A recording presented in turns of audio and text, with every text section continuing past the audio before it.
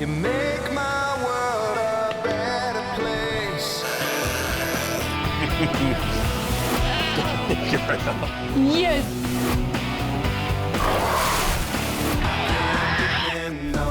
We'll get you walking again soon. That's good.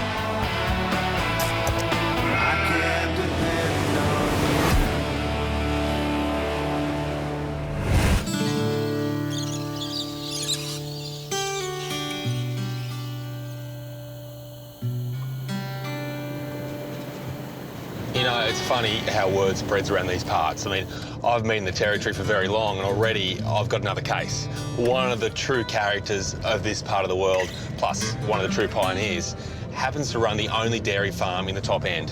He's got an animal that needs some help. Only thing is, she's not a cow. Chris is spending a second week in Darwin and is responding to a call for help from buffalo farmer Jeff. You good lad? He's in desperate need of help for his beloved swamp buffalo, Penny. G'day. How are you? I'm all right for an old bloke. Hey, nice to meet you. I'm Chris. Oh, my word. How you going? Now, Come inside and meet my friend. if this is Penny, No, that's no, the mate, most no. masculine-looking Penny I've ever seen in my life. No, she's waiting to see you, actually. She's down the back there. Yep. And we can go down and get her and bring her up. All right, let's go and have a look at her and we'll see what we can do for you. You bet. Jeff's called me out here to have a look at one of his buffalo. She's got horns that are now growing back into her head. That is obviously a very dangerous situation. There she is, looking straight at you. Oh, wow. She's obviously got a problem there. It almost looks as if she's got a set of earphones on. Yeah. So, how long's that been a problem for her now? Oh, the last year. Yeah. Yeah, when she was a calf, she would have been about like that. Yeah. And someone endeavoured to stop her horns from growing. And that's just changed the direction of the growth of those horns? Oh, that's what I think. Yeah. Yeah, poor thing. Penny was apparently an orphan, and when she was young, someone tried to burn her horns off with acid. When that happened, it's changed the direction of growth of the horns. So instead of them going out and up, they're now going down and in. Once those horns do actually start to press in on the skull, that'd be the end of her. She just couldn't survive with that sort of pain. The only solution is to trim both of Penny's horns. So if we can get her up into the yard here, Oh, she'll go. that's obviously going to help. Chris and Jeff now have the difficult task of luring Penny into a crush. The idea today is to get in there, sedate her, make her nice and relaxed, and then using a wire, cut through those horns and shorten them. But this is not going to be easy.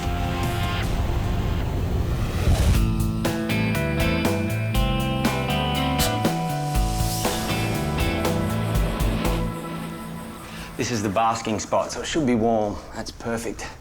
Yep, that's good. General Manager Tim Faulkner is preparing for an exciting first at the Australian Reptile Park. Today is a pretty special day. We've got some VIPs coming. Not only VIPs, but they are nature's true giants and they're deadly. And for me, it's more than special because I've never, ever, ever had my hands on one. Jules, again? Go ahead, Jules. Hey, I'm back and brought a couple of special guests with me. I'm just going into the car park now. Okay, I'm coming right now. I'll see you there. Roger. How you going? Good, good. Have you had a look yet? No, I thought I'd save it. Today's a big day. We are getting Komodo dragons at the Reptile Park for the first time ever. Our lizards actually originated from the United States and they've been exported and imported by us. Very, very special, and it's been a long time coming to get them here. Sorry, mate. Look at that. How special is that? Oh, he's beautiful. There are only a handful of Komodos currently in Australia, so Tim is proud to add to the numbers. That's a bit of Komodo attitude. This is 1 year old. Now, Komodos hatch maybe only 30 centimetres long, very, very small, but they grow very quickly. And, 2 to 3 years of age, we could have a 2-metre lizard that's weighing 50 kilos. And this is the biggest lizard on Earth. Yeah. Oh, what a beautiful boy. It's something that, as a reptile keeper, you dream about and talk about, and you think, oh, it's never going to happen. We'll never get Komodos, and they're finally here. So yeah, I don't know what else to say. I'm speechless. Komodo dragons are an endangered species. The plan for this male and female is to get together and boost the numbers of dragons in captivity. Hello. Don't you open your mouth at me, buddy. Before we put them into their enclosure, it's important that we just have a basic look over to make sure that they're healthy and well. So have a look up around the eyes, mouth, nose. Clear. The boy's name is Kraken. It's actually pretty special because Kraken was the name of the first Komodo dragon ever to be studied by Westerners. So Komodos are in a really isolated little spot in Indonesia, and it's a pretty symbolic name. And this is what the 2 young Komodos will look like when fully grown. Only around 2,000 are left in the wild. These prehistoric creatures can grow to 3 metres and can top 100 kilograms. Let's have a look at the girl. What's her name? Daenerys. Daenerys. What is that? Name the female Daenerys. It might be a little bit lame to some, like Tim, but basically it's from a TV show, and Daenerys is actually queen of all the dragons. So I thought that kind of suited our first female Komodo. Hello, little darling. Look at that mouth. She's very pretty, and she's cheeky. She's trying to whip this tail around. It's been a big trip getting here, but now it's time to get them into their enclosure and get them settled.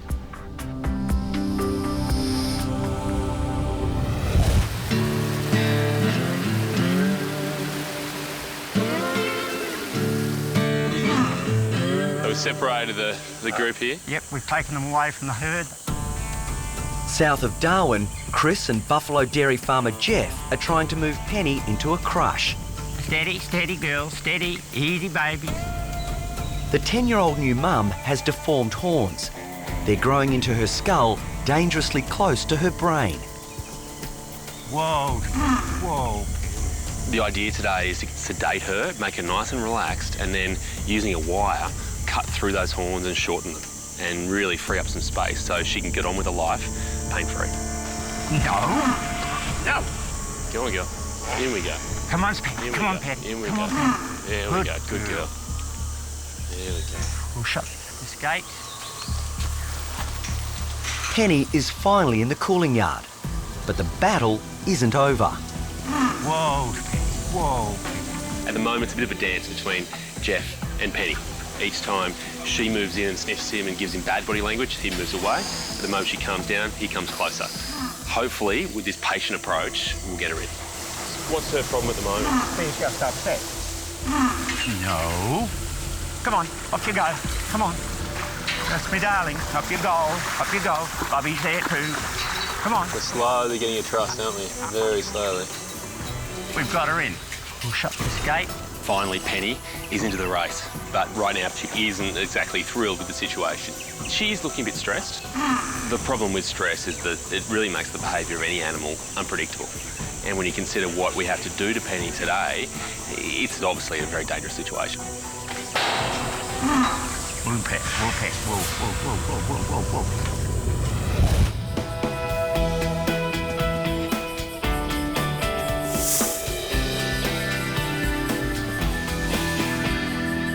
Pretty special, Jules. Not every day you're going to be doing this. Oh, I know, right? Yeah. At the Australian Reptile Park, Tim and keeper Julie are releasing female Komodo Daenerys into her new enclosure.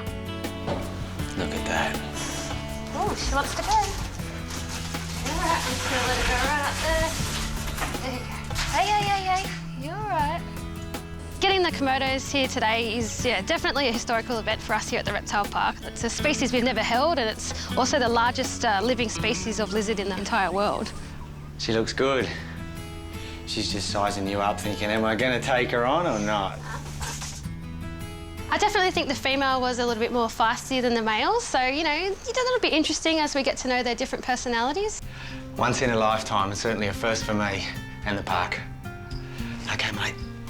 As Daenerys gets accustomed to her new home, it's Tim's turn to release the male Komodo, Kraken. Perfect. They're babies. They're only 1.2 metres long, but over the next few years, they're going to turn into 3-metre lizards, 100 kilos. They're a really interesting critter, and to think we're now going to have them is something I didn't think it'd ever happen. All right, mister. I'll see you later.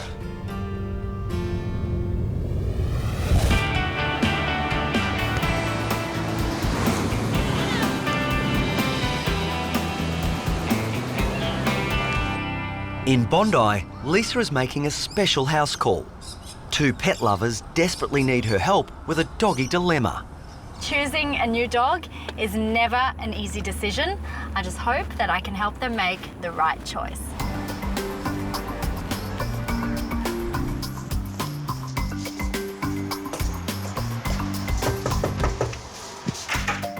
Hey Lisa, how are you? Hi, good. Thanks for coming. This family has owned dogs in the past and are now ready to open their home and their hearts to a new arrival. So I need as much information as possible. I need to know what you want to do with this dog, what sort of size dog, what kind of coat, activity levels. I don't want something that's going to require a lot of exercise and a lot of attention. Okay. You know, we're looking at something that's got a pretty good temperament as well. We don't want a shedder. Yes. We don't want something that smells when it gets wet. So we're limiting choices, that's really narrow. Are you sure you want a dog? Brad and Amanda have got a list of criteria that is actually quite overwhelming. They have so many things that they want in a dog, and I don't know if I'm going to be able to find that. So you want a dog that can live in Bondi, that's not the size of a Great Dane, it's not a Chihuahua, doesn't shed hair, it's not allowed to smell like a dog. It's got to be able to walk on a lead, but like exercise, but not be unruly and not run like a lunatic, and want your companionship, but not be high maintenance. Okay, all right. This is the unicorn of a dog that we are creating. We're getting there. We've given Lisa a really tough job, and, you know, even we don't know if such a dog exists. I'll be in touch, guys. I'm not going to give away anything just yet. Thanks, Lisa. That's okay.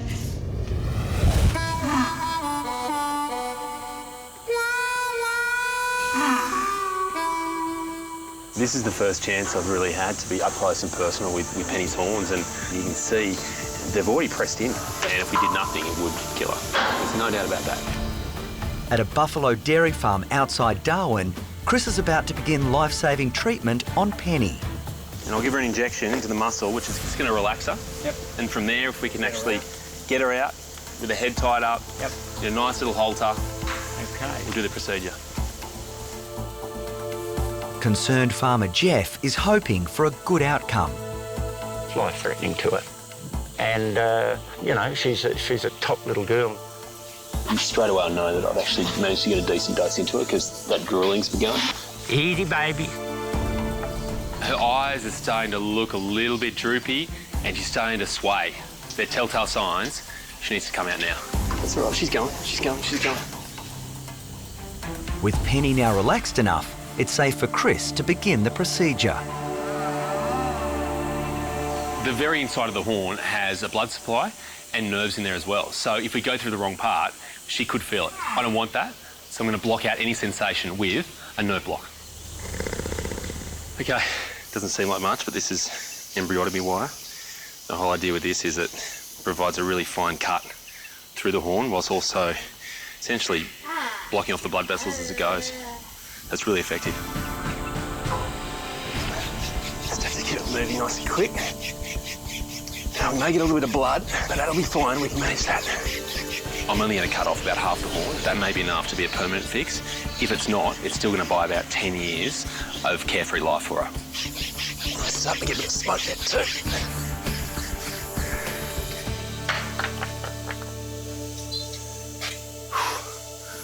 Okay, not much blood loss. We've gone into a nice area there, just a little bit of bleeding, which is what you expect. And we haven't exposed that skull cavity, which is really the priority. Hopefully now, if it grows out, it'll take it away from the body rather than into it. Still want to go.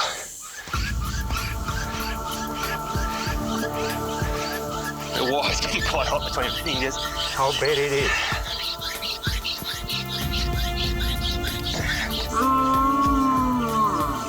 Here we go. Almost done, girl. Look, no blood at all. No blood at all. Well done. Oh, look at you. Having this off her head really means that she doesn't have that ticking clock beside her brain that whole time. Now she can graze, she can wander around, she can raise her babies, maybe even produce just a bit of milk for Jeff, but she doesn't have to have this worry sitting right there. Penny will spend the next few hours sleeping off her sedation. But for now, everyone, including her little calf Mary, is happy. In so many other situations and on other properties, Penny may have just been put down with this problem, but because of the bond that Jeff and her have, she's got her a second chance. I'm sure you've had lots of thanks from people, but I'd like to think I've just gone to the top of saying thank you. I think the most pleasing thing for me is the fact that Penny's happy and Jeff seems thrilled.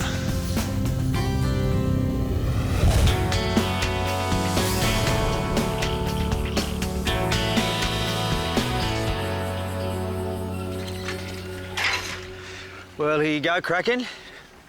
Your first look around, mate. Now you behave. At the Australian Reptile Park, Tim is giving Komodo dragon Kraken a guided tour of his new home. We call ourselves a hands-on zoo and we do things a little bit differently. We take Komodo dragons out for people to have a pat. G'day, guys. How you going? Now, doesn't look that big at the moment, but this is Kraken and he's a Komodo dragon, the biggest lizard on Earth. There you go.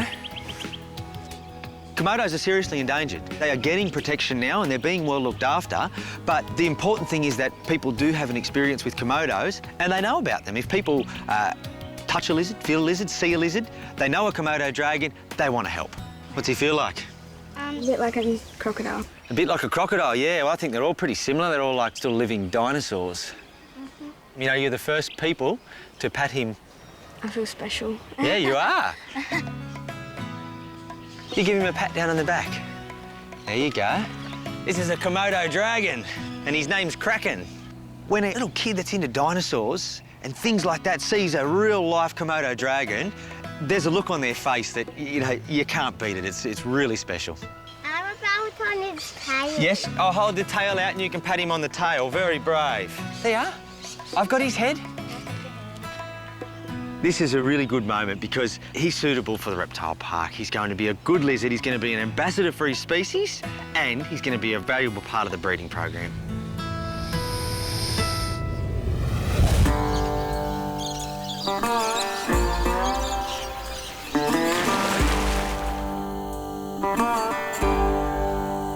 You look good. I'll leave you in peace now. Near Darwin, Penny is happily recovering with her little calf Mary. The great thing is that she's going to relax a lot more knowing the baby's back. Yeah. Brilliant, and it's helped her and she can have a different life and hopefully go back to doing the job. Considering what Penny's been through in her life and the fact that nothing's ever been easy, she deserves this break and she deserves to have Jeff. The two of them together, they're one hell of a team. What do you got here? Well, what have I got here? One for you, one for me, and some of top-end Buffalo's best. Buffalo ricotta. How about that? You've gone all gourmet on me. Hey, no. Well, Jeff. Here's to a lovely day. And here's to Penny. Bless you all, mate. Lovely having you. I really mean that.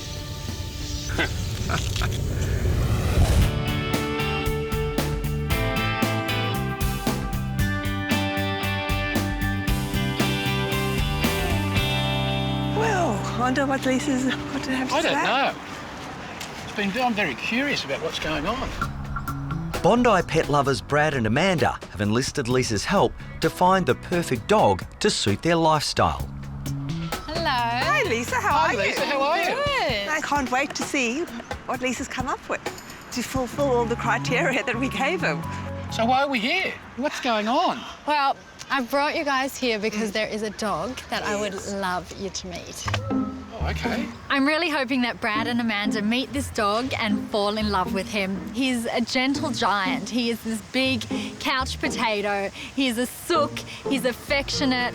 I personally think that he will be perfect for Brad and Amanda. Ooh. Boy. Who have we got here, Lisa? So, this is Tigger. Right. And this is Jeanette. Hi, Jeanette. Hi, Jeanette. How are you? Nice to meet you. A greyhound. Yeah, I didn't... I wasn't expecting that, Lisa. No. Lisa, he ticks some of the boxes, doesn't he? He's got the fur, the short fur, the right height. They're quite lazy. OK. They just love a short walk in the morning and in the evening, about 20 minutes is fine. Right. Greyhound, what the racing dog, you know, I've always thought greyhounds would be not a vicious dog, but a dog you might have to watch with smaller dogs. So there's a lot of questions in my mind I have to have answered yet.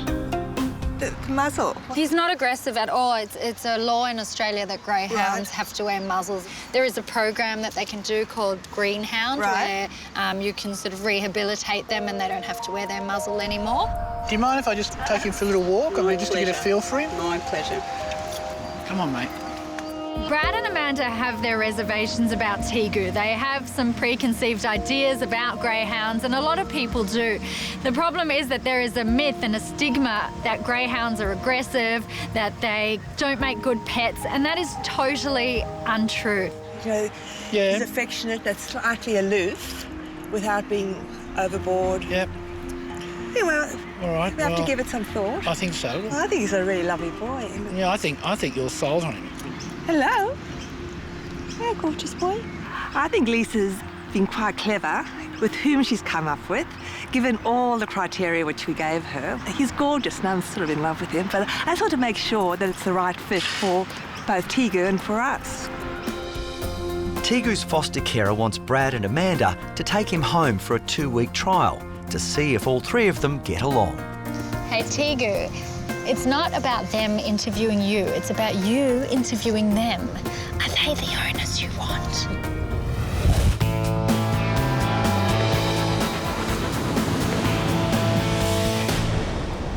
The cat that's fallen? Yeah, come straight through. So, what's happened? He was able to squeeze through the window in the bathroom, got out and fallen. Okay. So we found him on the 3rd floor in some bushes. Okay. So he's limping. Chris is back in Bondi, and 1-year-old Spidey has been rushed into the clinic by Julia and her dad Roger after a shocking accident. Apparently Roger was trying to catch Spidey, but Spidey saw a narrow opening in a door, made a run for it, and overbalanced on the windowsill and fell at least 9 metres. For any animal, that's a tough fall. Hey, darling.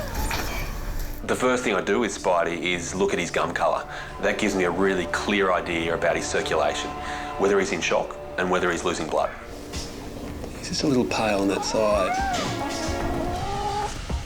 So what I'm doing at the moment is just assessing his vital signs. Okay. His heart rate, it's certainly up there. His breathing rate's very high too. I mean, he's breathing at more than 1 breath a second. It's almost like he's panting. Spidey's elevated vital signs are serious cause for concern. What the high heart rate, the high respiratory rate, and the pale gum colour is telling me is that Spidey is certainly in shock right now. It's okay. Shock can be incredibly dangerous. Essentially, the body overreacts and sends the blood away from the important parts like the lungs, the heart, and the other internal organs to the muscles, expecting that animal has to make a run for it, when really, it's the worst possible situation.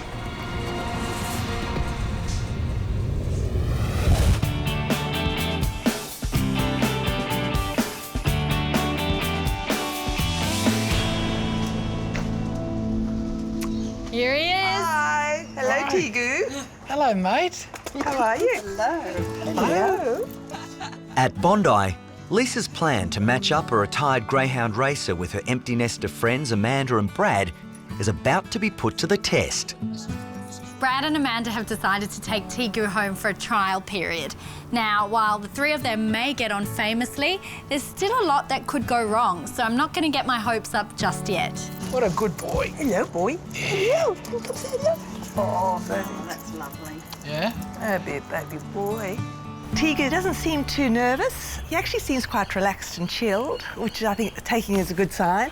What do you think, mate? What do you think of these people? What do you think? Are they all right? Tigger's had a pretty rough start to his life. He's been on the racetrack and then with a foster carer, and now he's here in Brad and Amanda's home, working out whether or not he's going to be staying here. And I really hope that this gorgeous, loving, affectionate dog has his last stop right here. I'm keeping my fingers crossed that everything works out, but like I said, I don't want you rushing into it. No. This was just an idea that came to mind. I think he suits you guys, so now we just got to see if it actually works. Good boy. But as foster carer Jeanette goes to leave, All right, Tigger, you're not going with Jeanette, bud. Tigger seems to be having second thoughts. I'll get him back, bud. Tigger, you're staying here. Oh, this is going to be hard. You're staying with Brad and Amanda. Quick. Come on. Come on, Baz. He's obviously really bonded with Jeanette, but he'll get used to you guys. Oh, this is hard. There we go. Thanks, Jeanette. That's okay. Bye. Bye. Bye-bye. It's been a big risk introducing Brad and Amanda to a dog they've never met, to a breed they've never considered. In theory, it should work. I just hope they don't prove me wrong. Okay, here we start the trial. Yep. That actually might be him more than us. That's right. We'll have to wait and see.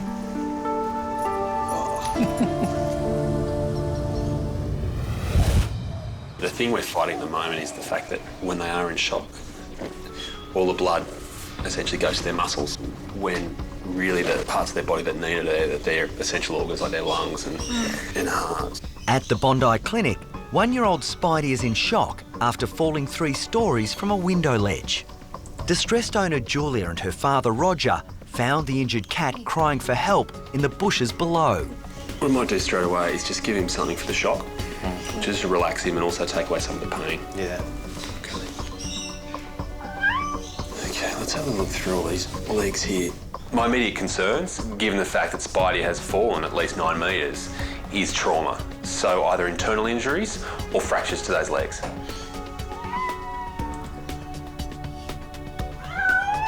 Is that the one? Yeah, it's certainly sore. His back right, he's really resenting me doing too much to that. Do you think it's broken? Look, it's certainly sore, but the only way to know for sure whether there is a fracture is with an X-ray. But suddenly, Roger spots a distressing problem. It's a little bit of blood. Let's have a little look here. Of all the places where he's got blood, Yeah, I know. it's where a man doesn't want to have any sort of pain whatsoever. He almost looks like he has a little abrasion on the skin just around that area. I'm thinking, because it was a fairly twiggy sort of bush. Yeah, was it? Yeah. Worst case scenario here, if a branch has penetrated into Spidey's abdominal cavity, it could have ruptured a blood vessel or punctured an important organ like the liver or the kidney. If that has happened, he could be bleeding internally. I think if we x-ray just this back half of his body here, I think so. that way we'll know for sure. Okay, let's do that now. If Spidey has suffered some sort of internal injury that's now bleeding into his abdominal cavity, then the clock is ticking. The simple fact is that a fracture won't kill Spidey, but internal bleeding might. Roger and his anxious daughter Julia are praying for good news. X-ray!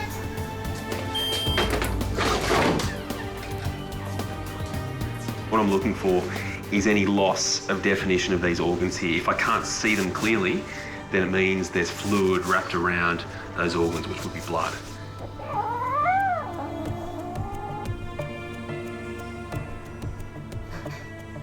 In this case though, I can see a liver, I can see a kidney, I can see intestines, even a bladder here. So I can quite confidently say there's no bleeding happening around those organs. It's good news. I mean, even his spine here is looking in alignment. No fractures through these bones here. This little guy somehow managed to find a way to land, and land well. The bush may very well have saved his life. So coming through here, I think we've been a little bit harsh on Spidey. He may actually be a Spider-Man. Oh, so right. There's no fractures No at all. fracture. And no break. No. Little man. Well done. So he is a lucky cat. He's incredibly lucky. All right, so there's one more thing we need to do, just to clean him up before he goes home. All right, okay. And then you'll be on your way. I think it's just amazing that he was so daring in the first place, falling 3 floors, and you would think, you know, any normal cat might have had, you know, at least a sprain, at least something to show for it, but no, Spidey Man, he definitely survived. So guys, get you to hold him up there. Turns out the source of this blood on his belly isn't internal, it's external. It's coming from his penis. Of all places you get spiked by a tree, in Spidey's case, it was that place that is the most sensitive of all. If this is the worst thing that happens, it's not all bad, is it? Even though Spidey's a cat, the basic principles of first aid still apply. If you have swelling and inflammation, it's important to bring that down with something cold. Unfortunately for Spidey, It must feel like the worst possible treatment right now. Yeah, it's all in working order. Oh, good. Yeah, good to know. That's a relief. Fortunately for Spidey, the indignity is finally over and he can go home. He will not be going outside. I'm going to be watching him like a hawk from now on to make sure that he is very much safe. So I'm very happy for you guys that it's all worked out okay. Thanks very much. Okay, no problem at all. All right. Given the events of today, it's safe to say that Spidey won't be straying too far away from Julia. She's going to have this spider cat locked in her web for a long time to come, and he won't be going near any open windows.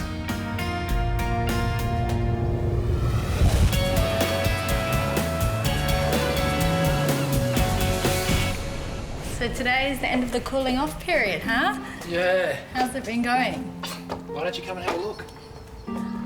At Bondi, it's been 2 weeks since Tigger moved in with Amanda and Brad. And it's time to see how everyone is getting along. So today's decision day for Brad, Amanda and Tigger, and I'm really hoping that visiting them now, I will see a happy family. Hey, Amanda. Hi, Lisa. How are you? Good to see you. Hi, thank you. Big kisses. Well, as you can see, well, what do you think? Are you at home? Do you think he looks happy? Are you at Lisa? home here? Hey, you're at home here? He's so at home. Oh, that's so this great is, to yeah, see. he's a happy boy. Daddy. I can't believe it's only 2 weeks that Tigger's been here. It's really as if he's been here forever. He honestly is. He smiles all the time. Oh, and so do you guys. Every day's a happy day for him. Yeah. He's the best dog, Lisa. We really, you've done well. Yeah, you have. It's amazing. Look, I had such a really all these misconceptions about what owning a greyhound's all about, and now that I've got one and he's here with us, you know, I was just so wrong. They are just gentle, they're quiet, and they're just loving. Not once have I seen any aggression. Well, I think he belongs here and He not on the does. track. He does. He doesn't That's belong. for sure. He's retired. It's not just Brad and Amanda who are happy with the arrangements. Tigger is clearly thriving in his new home as well. Happy with your new lodgings? Tigger's won the lottery. Here he is in Bondi, a pampered pooch with a family that absolutely love him. It couldn't be any better. You enjoy your new family. Hey, you enjoy your new family. Thanks once again. Thank Enjoy you so him. much. My pleasure. Bye. Take care. He's home. Yep.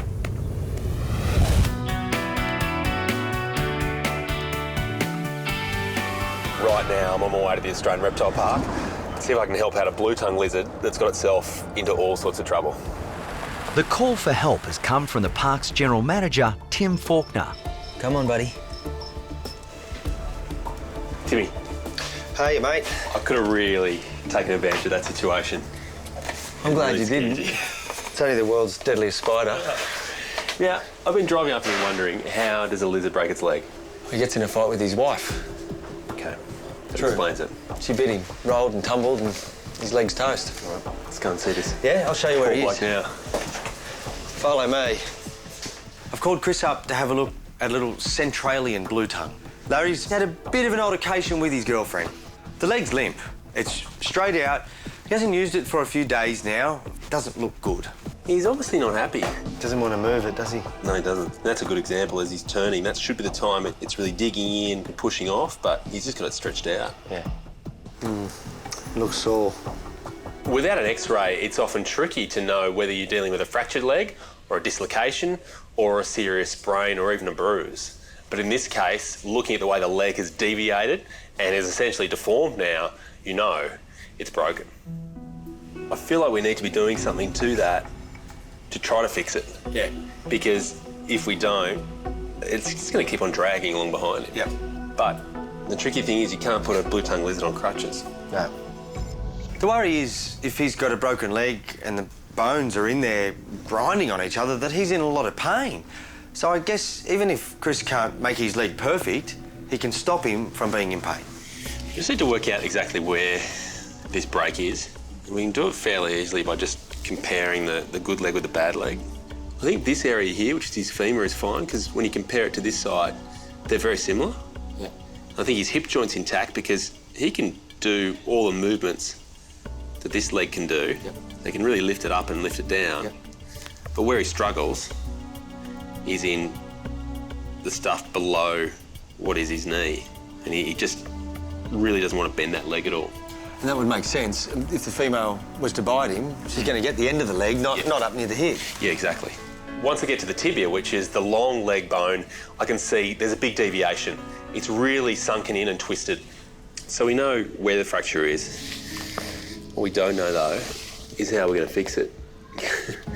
It's about as small as bones get. What are you going to do? Well, I don't know. Even though it's a very small fracture, it'll cause big problems if we can't fix it. So now I have to come up with some way to fix a broken leg in a lizard. It won't be easy. We really need to get that bend back into it. We need to get some strength into it, but we need to keep the bones still enough that they actually do mend up. And that'll ease his pain a bit as well if it's there? Yeah. I'm racking my brain for ideas about how we fix this leg. Pins aren't going to work, wires aren't going to work, screws, impossible. All of a sudden, it comes to me. You feel like helping me out? Oh, I'd love to help you out. Yeah? Yeah, what can I do? But you've been working hard. I've been working hard. Okay. Why don't you go and have an ice cream? Yep. And come back once you finish the ice cream. OK, I can do that. See you in a minute. You've got to realise there's an ulterior motive here. I need something from this ice cream. First of all, I need Tim to finish it.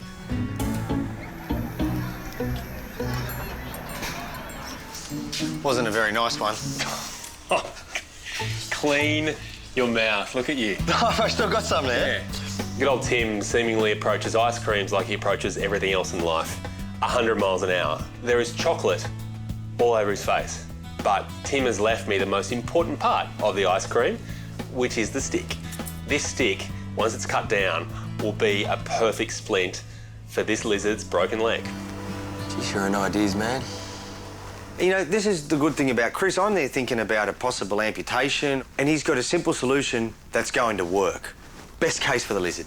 All right, Timmy, so I'm going to need your help here. So the idea is going to be put this splint over the top, and where there's that bow in the leg, a tape should actually bring that and straighten that out. Everything here is painstakingly small and painstakingly delicate. But if you get it wrong, the consequences will be dramatic. Larry will just not tolerate a splint that doesn't fit and that rubs on his leg. So just getting it right is crucial. I'm pretty happy with how that's sitting there. Let's give it a test drive. Okay, you want him down? Yeah. Yeah, already supporting look at more that. weight on that. That must feel really good for him. Instantly, literally instantly, he's up on his leg. What a solution. So if you can leave this splint on for ideally 3 weeks, I think we'll be laughing. The good news is that Larry should make a full recovery, but there are no guarantees about his love life. Larry has a lot of L's in his life. Lonely, loveless, unlucky in love. The one L he won't be having for quite a few weeks, though, is a lady. They're definitely off limits.